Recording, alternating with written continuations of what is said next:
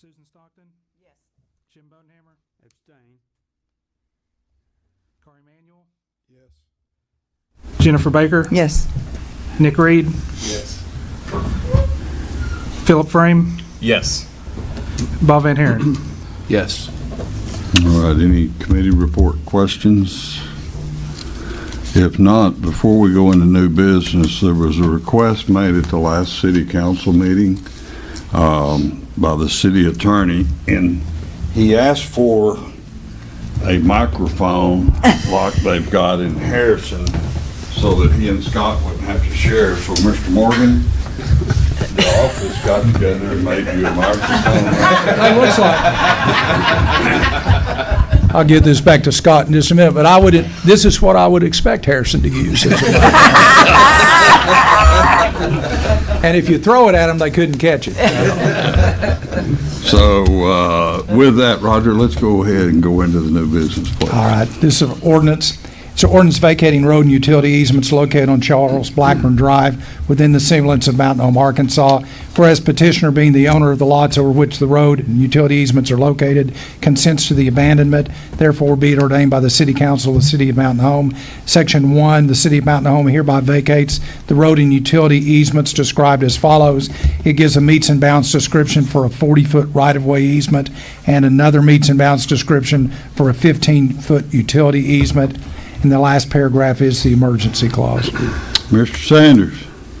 He said the 40-foot easement, but it accepted the street. So we're not abandoning Charles Blackburn Drive. We're only, if you Just look that little up there strip. on that plat, there's a little sliver there that we're trying to abandon. If you'll see on that, you can see that utility easement going north and south, and they're buying over to that line you see just to the right of it. I'm looking up there on that, so I don't know whether it's right or left on what you're looking at. So that's why we're trying to vacate that utility easement so they can Aldi's can use all the way over to what they're buying, and that part of that easement to the city. It's just a small sliver there. Any questions? I'd be happy to try to answer them. I'll make a motion to suspend the rules and put on second reading. Second.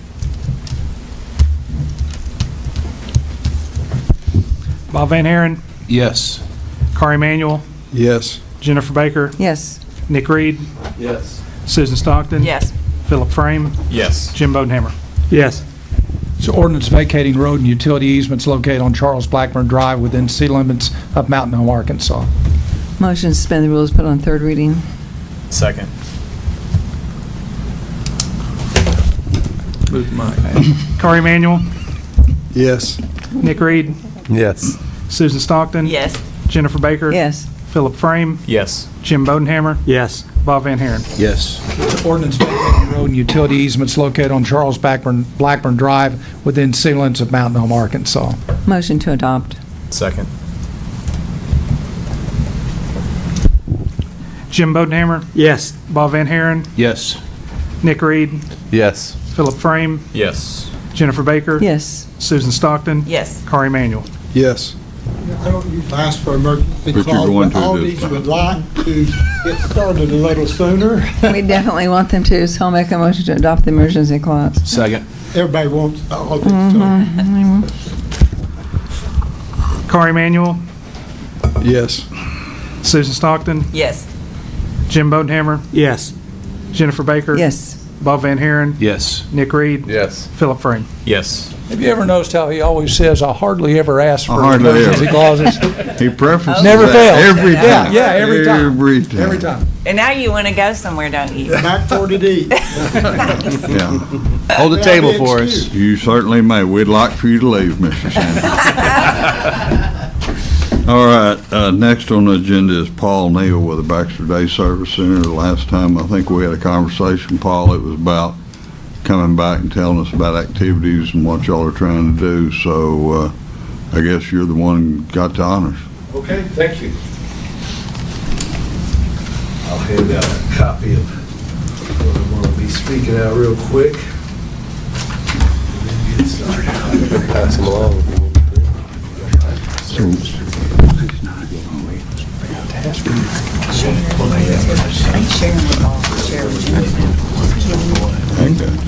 something else too. This is a copy of a mailer we sent out, some of our efforts that we've made to our customers and things. I got an extra one. Something else for you to look over. And feel free to use it also. So if you want to mail the check. All right, so, whoa, microphone. So here to update you on what's going on at the center. I'm going to take a little bit different tack and focus than I did the last time I was here. I focused just primarily on the recycling aspect of the center, but I'm going to focus more now on, kind of a total, the center itself.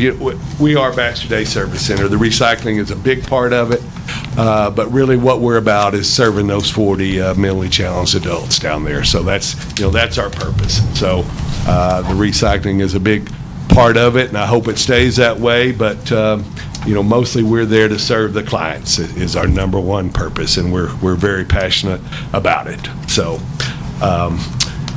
touching just briefly, it's not on the presentation, but I talked last time and I'll say it again. First, recycling is never going to be profitable in a market this size. We're just too small, on 2.5, 3 million pounds of material. You're never going to make a profit. So give you an idea of the numbers, we had $187,000 in revenue last year. Fiscal year ended in June, and I'm projecting a little less than that, about $170,000 this year. So the labor costs are $40,000 to $50,000 more, just the direct cost of sorting that material, not including any of the building costs or supplies or anything like that. That's just the labor loss, on sorting and picking up that material. So anyway, that's just strictly the recycling piece. So let's start right away here with what I got on the presentation of the introduction. Why I'm here really is to ask for your support. I'll talk about the efforts that we have made, but the request is for a $70,000 annual contribution.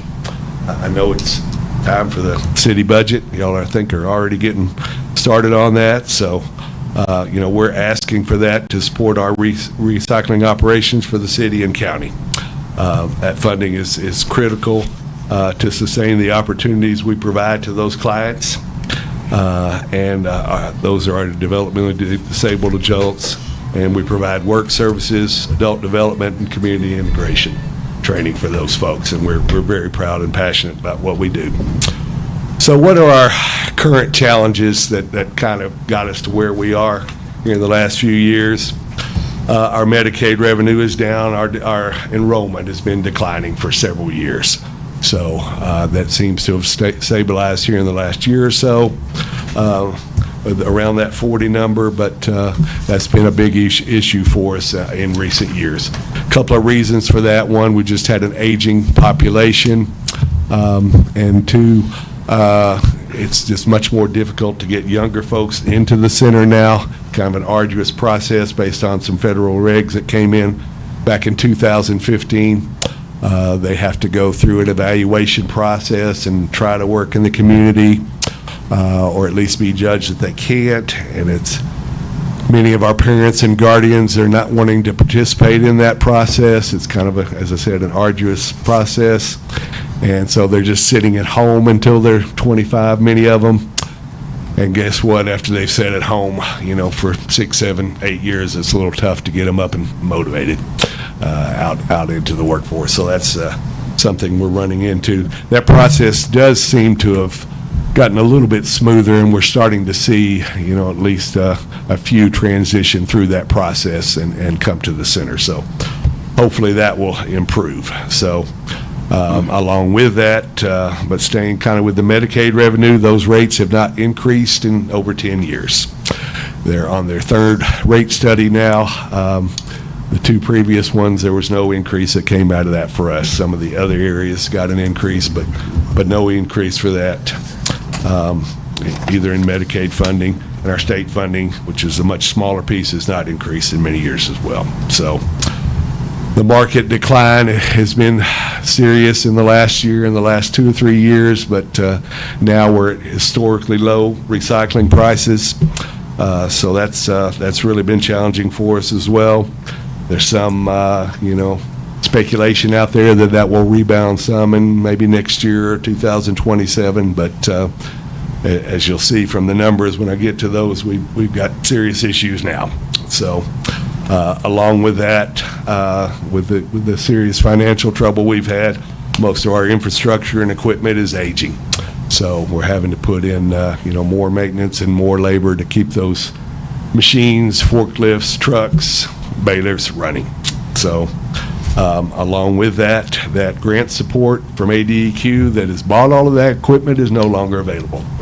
So we're going to have to go out and raise that money or find other sources to replace that equipment in the future. The financial overview is grim. 5-year loss of $460,000, which is obviously a big number. A little bit improved in this last fiscal year ending in June. We lost about 55, projecting that to be a little bit worse this year, about 70. Cash reserves are gone.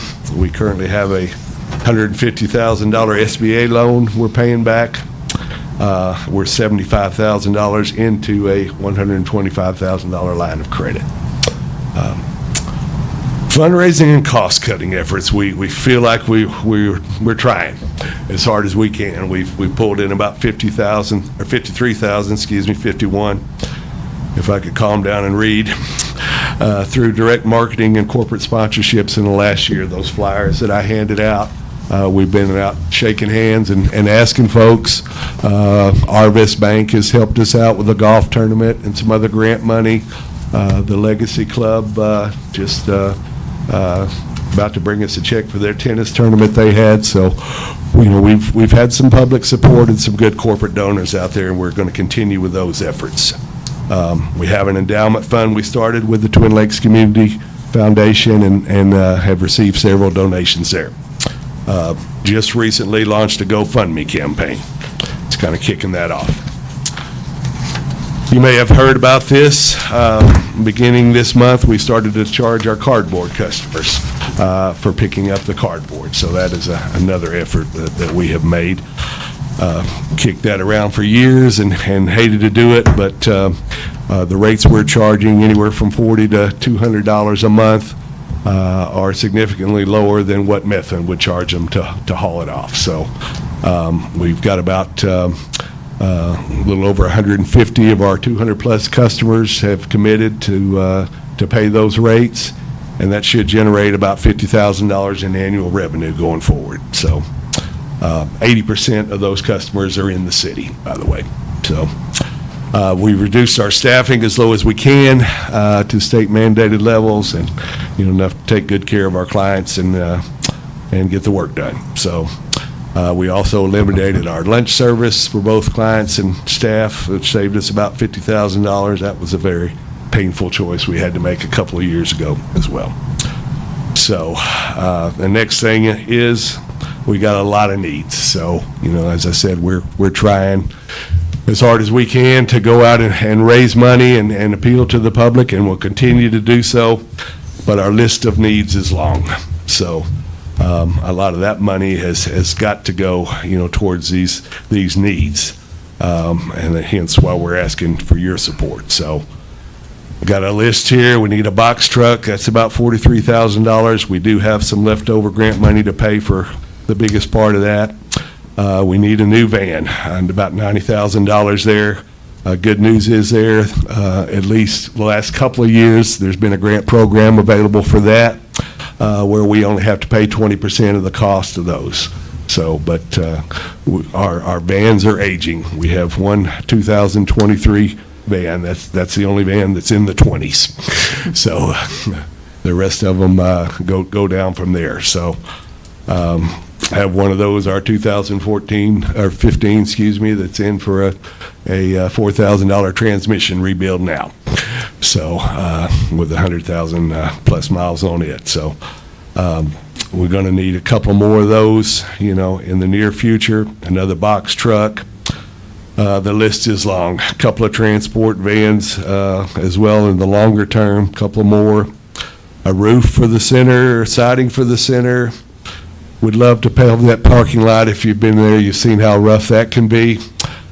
Difficult to maintain with the slope we're on there. We're constantly adding gravel and trying to smooth that out and take care of that as best we can, but it's hard to do. So I've got a forklift listed as well as another need, and so our needs are long.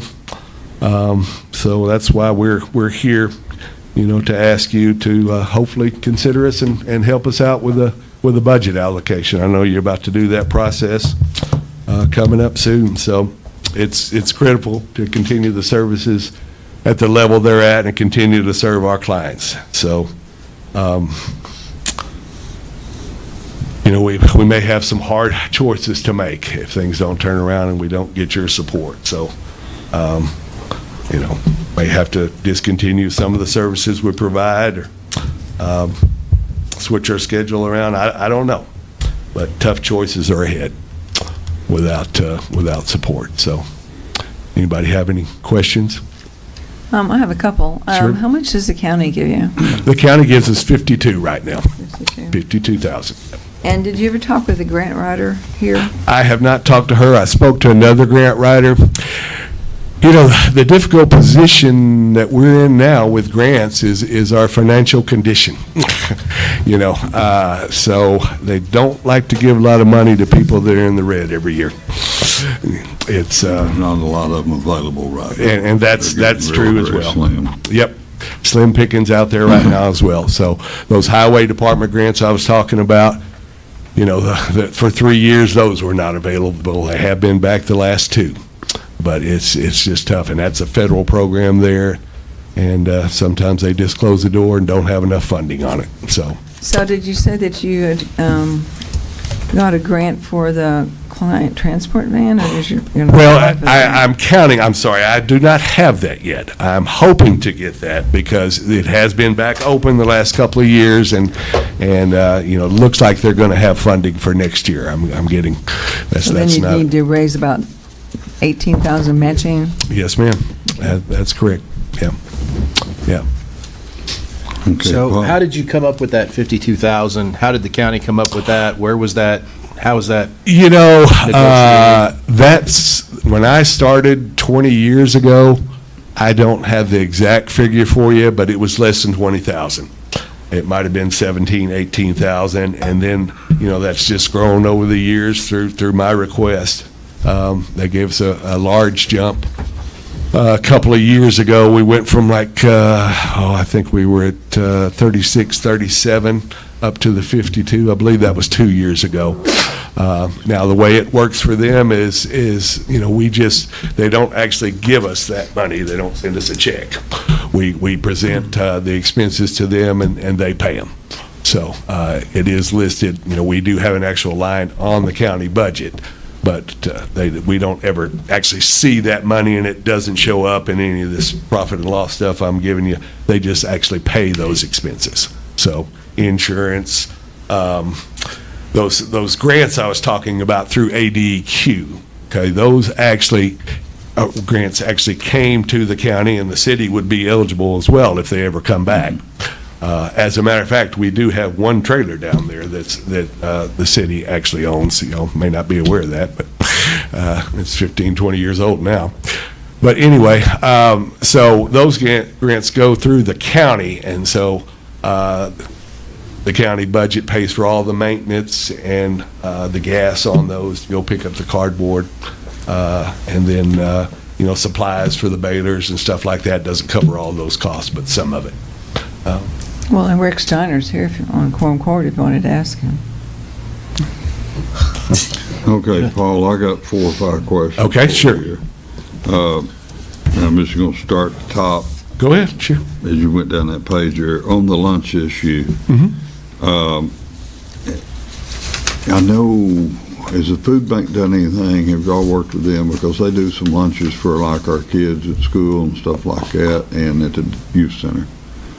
No, have not actually talked to them about, we do work with them. We actually get their cardboard and stuff, but haven't actually talked to them about that program. You're talking about just the food itself or actually I know cooked? we have a meal program after school. Right. And I don't know if that would help out any here or not. It might. Of course, a big part of those savings also is actually the cook to make the food. Okay. So we eliminated that position, so. Now, on the balers, how old are those? Do you know? Oh, gosh. One's a 94. Yeah, okay. 94 and one's a 90 and 92. Okay, right, I think it was my first year on a solid waste board. Did we get y'all a baler or something, or a grant for a baler, or was that for some other piece of equipment? It's like when that system shut down. Everything dried up right after that. Yeah, no, that wasn't us. No. It was no. it would have been in 19 or 20 when that happened. No, Okay. definitely not us then, I can assure you. I wish it was. Well, I remember we had a lot of conversation about the baler and Yeah. stuff. too. Yeah, Okay, on the AC unit, is that one unit for the building, or? That's one of two. That's gonna fix everything? if That's you one need of to? two down there, so. In the recycle center? No, actually, that's not in the recycling center. That's in, That's actually in the day In service the building. day house, Yes, sir. okay, Yeah. all right. Yeah. I think that's all I got right now, Paul. Yeah, those, we did replace one unit last year, and I will say, I need to say this, Matt Martin has also been a big supporter of us and has helped us a lot with the labor costs on some of those units and stuff in the past, but going to have a brand-new unit down there. Of the clients that you all support, I don't know, can you say, do you know if many live inside the city? I'm sure it's a mix. I went through that number, and I didn't include that in the, it's over half. It's 24, 25, somewhere in there, most of them. That actually do live in Majority actually live in the city, yes, sir. Yep, they do. And we actually transport, those transport vans, we're bringing them to and from the center. Most of them, not all of them. 2/3. Okay. Priority, sorry. Go ahead. Priority on the 70,000, how do you see spending that at first with all of these needs? Well, if you look, that's exactly the deficit that I'm projecting next year.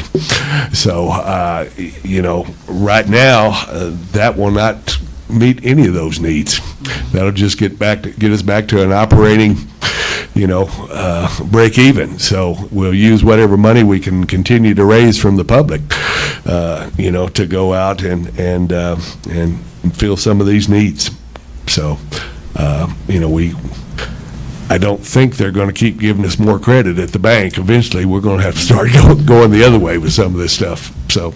That number on the parking lot, Paul, I remember Arnold and them worked up a plan for you on how to do the parking lot. Right. Put in the retention that we would need and Right. surface that. Is that the number we gave you there? Actually, I don't believe there was a number associated with that, was there?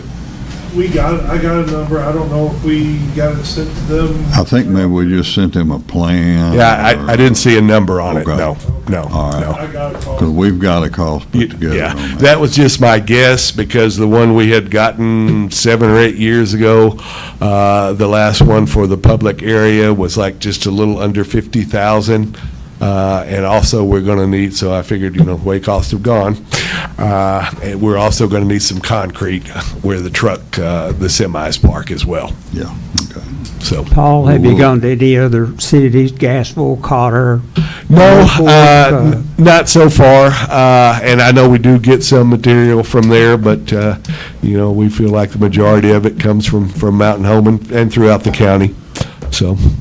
Gassville does bring us a trailer. Oh, they have a trailer over there once a month where people can bring material up, but it's a pretty small amount. It's about half a trailer load. Well, you're possibly expecting $50,000 in annual revenue from what you're charging businesses now to collect cardboard, correct? Right? Yes, sir. Okay. And this is going to be, I want to say, first of all, I think what you guys do is a good thing, what you do for the folks that need the help, and as far as the recycling thing.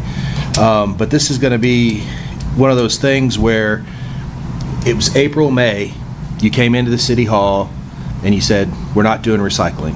that we can't do recycling. We can't do it.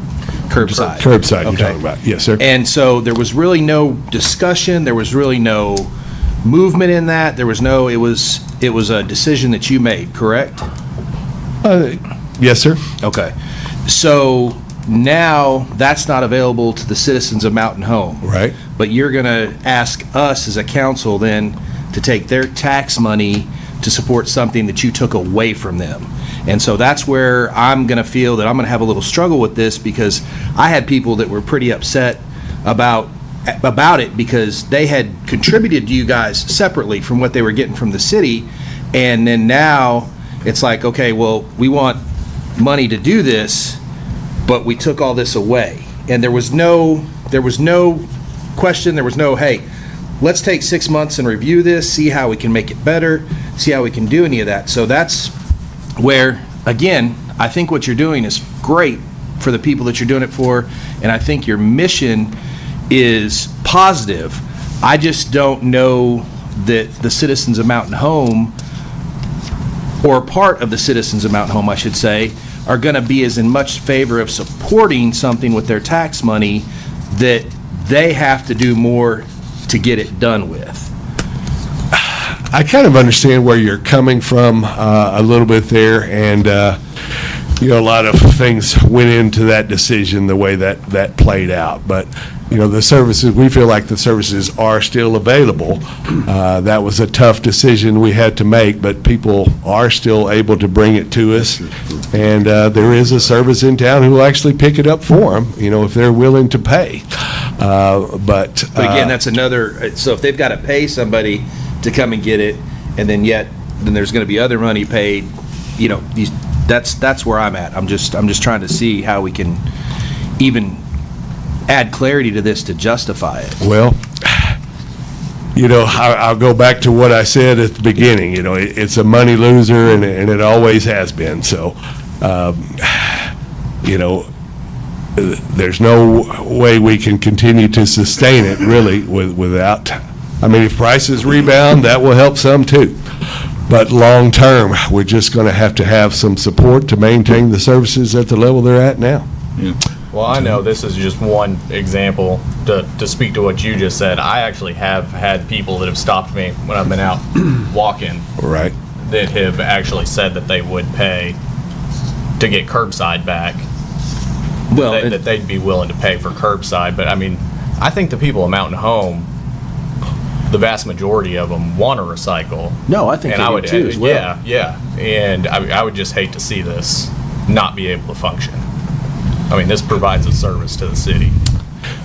One thing I would like to see, no matter what, moving forward, is you out there pounding the pavement, reaching out to our grant writers if we offer you that resource, reaching out to the other cities, doing everything you can to get everything you can, because obviously this is a very good service. It's very needed. But it's also a little disappointing when I hear we haven't reached out to all the resources that we've offered, essentially. Well, Nick, though, there is some stuff on this list that they have done that we addressed, and Steve and Kendrick and a group of us met with Paul, Chris Stillman, and several of their board a couple times. The commercial pickup suggestion came from Waste Connections and how to do that. So, hopefully that's going to generate a lot more than that 50 for them. But there's a few things in here they have implemented, but they still got a long way to go. I mean, the money hadn't got there yet. Of course. Well, that's good to hear. That's good to hear. There's some good things in here, Paul, that y'all have started doing. I appreciate hearing that. Now, let me address the curbside issue a little bit more. And I'll be honest with you, I don't know how to solve this issue regardless of money. We got some real dedicated employees, and I guess if you wanted to give us, $250,000, then we'd come in at night and figure out how to do it. But, two issues. Number one, it just got to be a labor issue, sorting out the cardboard from the rest of the material. The way we handle it, it all gets dumped on the floor. Even with the pass-through money from the city, I had that on here and I hadn't mentioned that yet. that I need to mention that, thank the city for that. That was a fund that Methvin was paying into for years, and was just sitting there, and we got that cash infusion given to us of almost $90,000 back in 2023, and that continued to roughly $1,700 a month until the curbside ended. So that was much needed. But back to the issue, how to sort that material out. When Matt Beavers and Start to Start, when he brings his material in, it's bagged up and the cardboard is separate. So, we can handle that, pretty easily. Actually, he puts it in a trailer himself. But, just the back-breaking labor of getting that stuff off the floor and getting it sorted just got worse and worse as that thing continued to grow over the last few years, and frankly just overwhelmed us. So, I'd planned to hire at least one staff person and maybe two, but, there wasn't money for that there, even with the revenue we lost that was coming from that pass-through from the city, just not enough to pay for that. And the other one being the contamination, just worse and worse. Everything from, cat litter to diapers. I mean, you just knew, you name it. So maybe part of that was the way it was structured. I think back now because people could get a lower rate if they recycled and had a smaller container. So maybe some people, you fill that up, just throw the rest of it in the recycling container. I don't know. But, and I don't fault the Methvin folks, because the driver did his very best to try to sort through that stuff if he saw it. But, when it's on the bottom of that barrel in a bag, there's really no way he can tell what's in it, and obviously couldn't stop to look at all that. And I think a lot of, we didn't do much education to the public.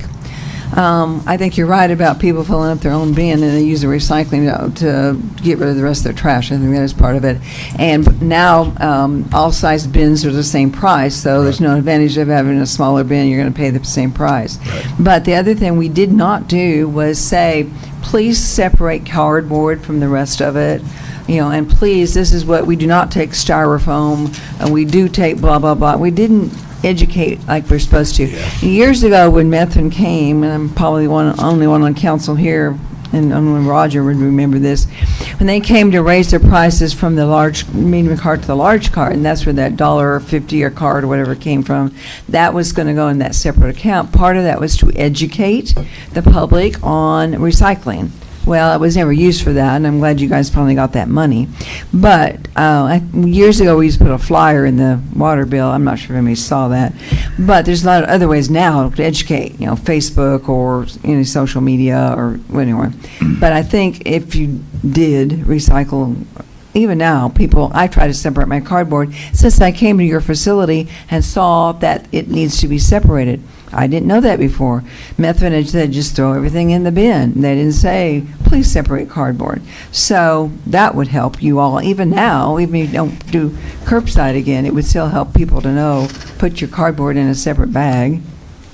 And really, with Methvin, a lot of it's larger. There was no way for them to keep it separated because it's all going in the same compartment.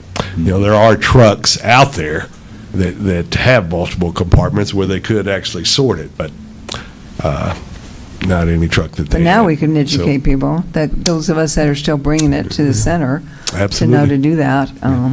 But yeah, it's very disappointing, and I understand the whole financial thing, that it's not feasible to restart curbside. But also, if you coming before the city and asking for $70,000, if part of that condition would be you resume curbside, you'd be more likely to get the money.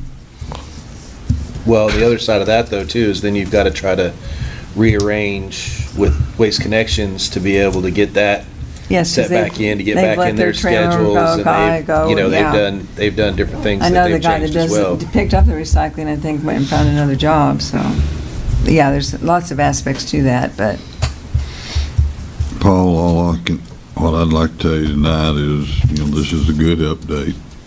I think y'all have done a good job, and y'all worked to try to do some of the things we've started.